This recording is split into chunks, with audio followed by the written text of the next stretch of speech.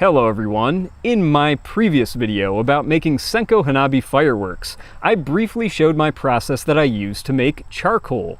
And if you watched that video, you may have noticed in the clips of that charcoal making process that the smoke coming off of my charcoal can is extremely flammable.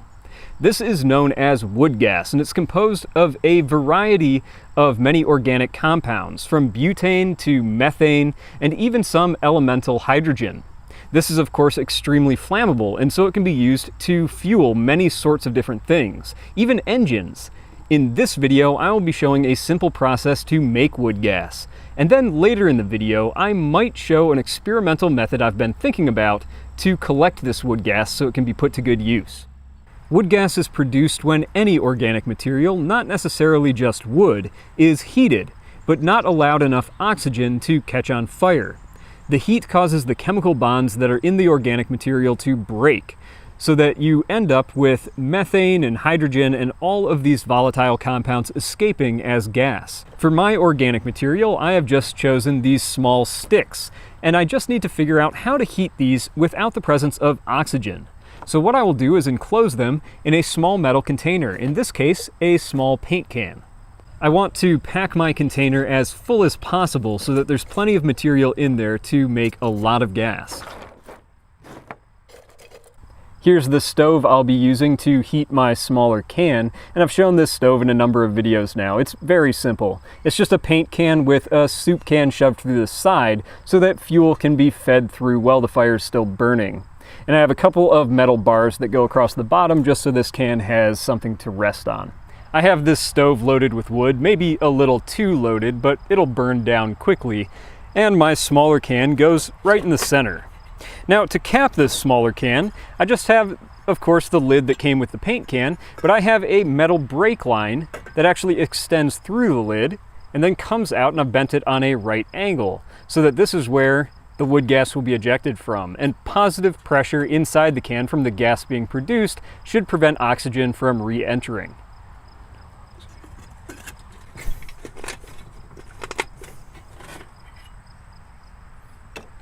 All right, I am ready to fire this up and make some wood gas.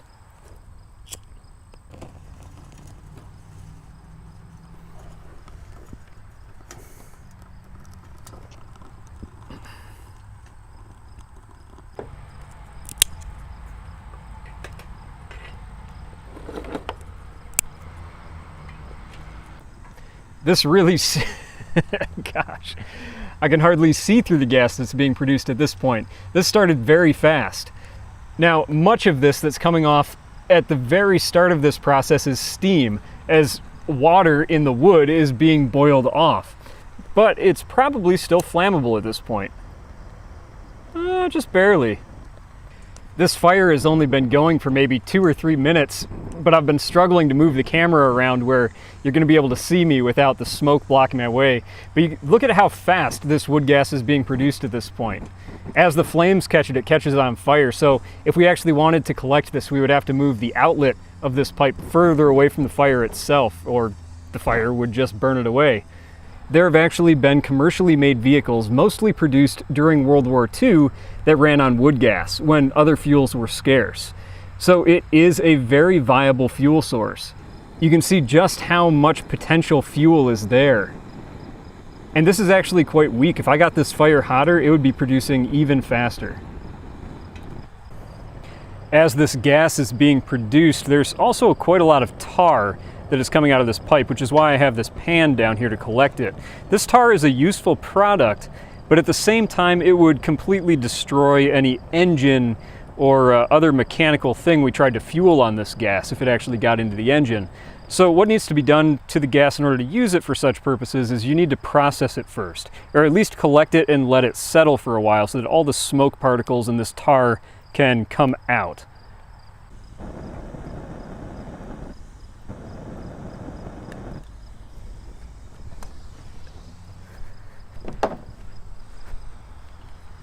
Well, it's been about 15 minutes since I first put my can on the fire, and finally wood gas production has stopped, which tells me that I have reduced all of the sticks in my small can to charcoal, which is a very useful byproduct itself. It can be used for cooking without smoke, Of course, you know that if you have a charcoal barbecue.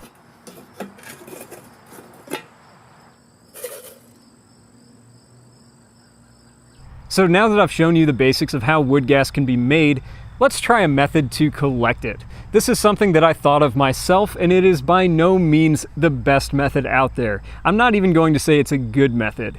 In fact, I haven't even tried it yet. So we'll see what happens.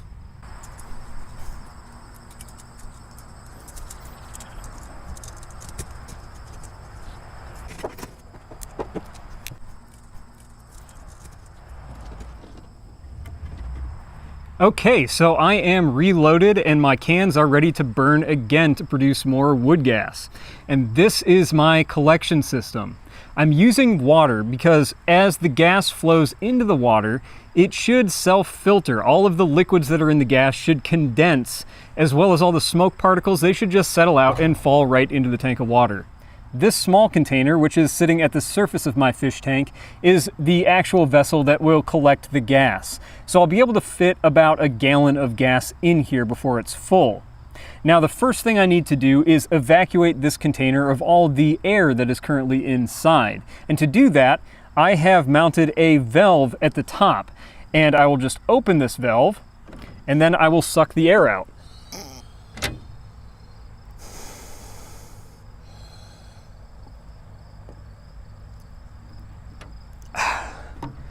And the valve is closed again. All right, I'm a little short on water in the tank now because it's all been pulled into this top tank, so I will just refill this a little bit.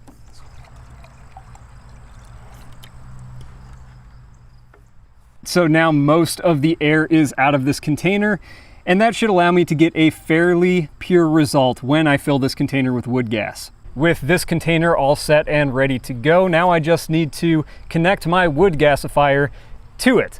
And to do that, I have this longer section of brake line that I've cut a small hole in the bottom of this container that the end of this can fit under so that the end feeds inside, and the other end has a small coupler that can connect to the opening off of my small can.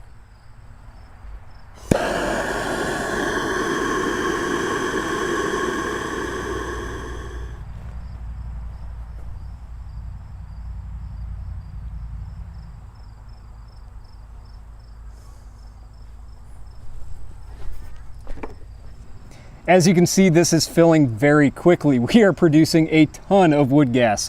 I just ignited the fire maybe 30 seconds ago. So this is going to create a lot more wood gas than will fit in this container. If you actually wanted to collect all of it, it would take a much bigger container set up in the same configuration. But as I said, this is probably not the very best method to get this job done. It's just a fun one. I thought it would be interesting to watch. Well, I filled this little container very quickly. In fact, I think I probably could have done that a dozen times over. So definitely by volume, this is not an effective method of collecting a lot of wood gas because obviously I'm still producing gas here and yeah, I have no means to collect it now that my container is full. You can already start to see how the smoke is starting to settle out of my wood gas here.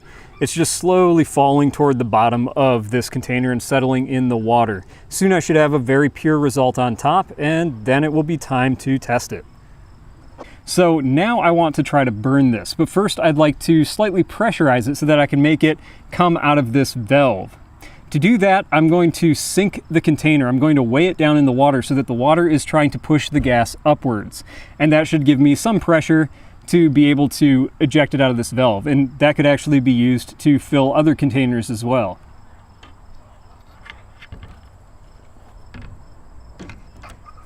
Okay, this is the platform I had it sitting on. So now, if I'm very careful, and I'm going to spill a lot of water doing this, I can sink this container by placing weight on top.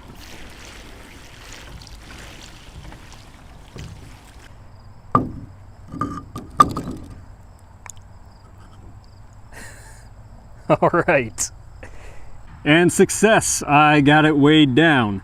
No surprise to many of you, I'm sure, that weighing down a buoyant container in a fish tank is not especially easy, but I got it done.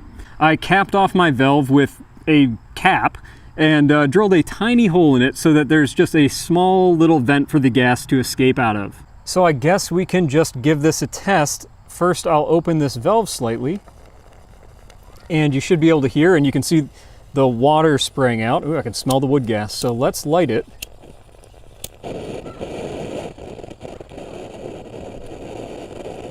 It's definitely flammable, but I think it's mostly methane. Methane burns very, very clear, and so it won't be especially visible to the camera. Well, there we go. If I get a little bit of the butane from the lighter in there, you'll be able to see the flame.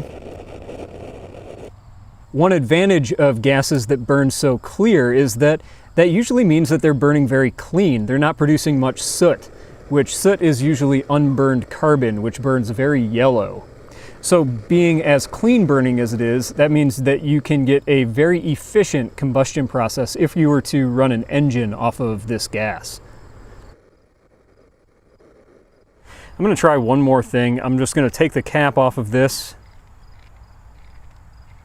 and we'll see how it burns when it's coming out of a wider opening. This may use the last of my gas really quickly, so I'm probably only going to have 1 or 2 shots at this.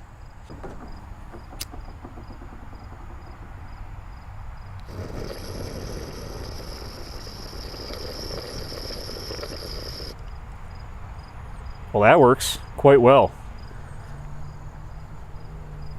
I can try that one more time.